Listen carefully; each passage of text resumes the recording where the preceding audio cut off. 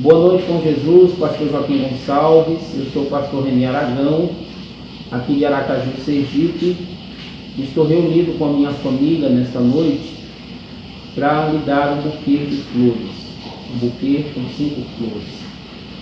O nosso desejo nesta noite é de falar da nossa gratidão que nós temos por este ministério, um ministério vindicado por Deus, um ministério que tem não só ajudado a nós, mas eu creio que muitas famílias no Brasil inteiro, não importa a região, não é? Nós temos visto a mão de Deus de uma maneira sobrenatural, ungindo esse ministério, dirigindo esse ministério. Nós estamos rodeados de uma grande nuvem de testemunhas e testemunhos do que Deus tem feito. Então quer dizer que para nós aqui, nós não temos dúvida nenhuma em nossos corações. Estamos firmes, estamos convictos de quem nós temos crido e nós sabemos que Ele é poderoso para guardar o nosso tesouro, e aquele que começou esta obra lá na porta do mercado municipal em Goiânia, Ele tem cuidado dela até aqui e vai cuidar dela até o fim. Amém. Então eu gostaria de um parágrafo e eu gostaria de dedicá-lo ao Senhor. É a minha dedicação junto com toda a minha família. A mensagem incredulidade não impede a Deus, a partir do parágrafo 12, o irmão Brano ele vai falar acerca daquele episódio de João Batista, quando estava na prisão, e ele mandou ali os seus discípulos interrogar a Jesus acerca do seu ministério. João Batista teve dúvidas do ministério de Jesus e aquilo pôs dúvidas sobre o seu próprio ministério. E eu fiquei maravilhado de como o irmão Brano expressa como Jesus tratou isso. Ele diz assim, parte B do parágrafo 11: Jesus nunca deu para João um livro que dizia como se comportar na igreja ou como se comportar na prisão e assim por diante. Ele simplesmente disse: fiquem até que o culto acabe e então cheguem à sua própria conclusão. Entende? Diz o irmão Brano. Veja, fique até que o culto acabe e chegue à sua própria conclusão. E nós não tem como não assistirmos uma escola dominical de Goiânia, um culto de domingo à noite, um culto de oração. Não tem como terminar este culto sem nós termos a conclusão de que Deus está nesse ministério, continua nesse ministério, operando nesse ministério, salvando, curando, libertando, trazendo alegria para as pessoas, para os necessitados, não é? Então é um ministério que não traz prejuízo. Eu acredito que não tem família nenhuma no Brasil que foi alcançada por esse ministério, pelos programas de rádio, que tiveram um prejuízo por crerem nesta mensagem, neste companheirismo. Não tem ninguém que possa testemunhar que tiveram um prejuízo. E aqui, pastor, no parágrafo 12, ele diz assim: então coisas começaram a acontecer e eles voltaram pelos montes e Jesus começou a dizer: o que saístes a ver? Um homem vestido em finas vestes, estes estão nos palácios dos reis. Saístes a ver um profeta? E disse: mais que um profeta.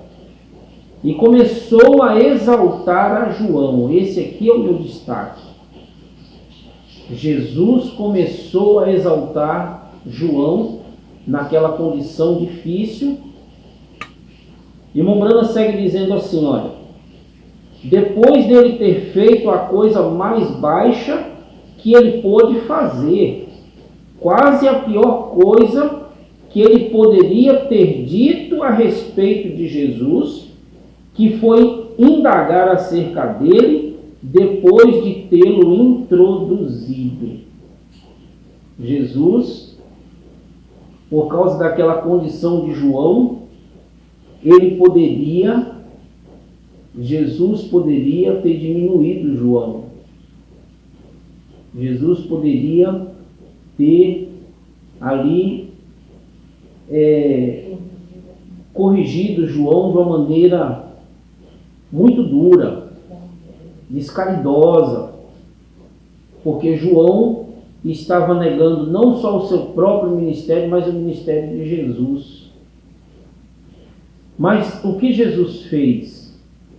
Jesus não pegou um porrete na frente de todos que estavam ali, não distratou os discípulos de João, ele não matou o nome de João para aquelas pessoas, para aquela audiência. Jesus exaltou a João. E por que ele exaltou? Aquele homem que estava naquela condição, negando o seu ministério.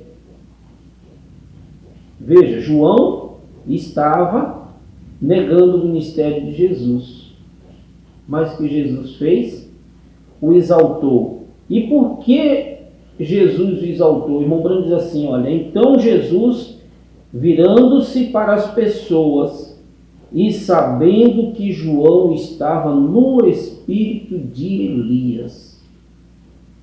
Jesus não estava vendo a condição humana de João. O homem João errou. O homem João estava depressivo, o homem João estava de baixo ali. Ele expressou a sua baixeza ali. Porém, Jesus não estava olhando para o homem João. Jesus estava olhando para o espírito que estava em João. E nós temos ensinado, nós temos aprendido dessa mesma forma, a olhar não o homem, mas o espírito que está no homem. Então é isso, pastor Joaquim.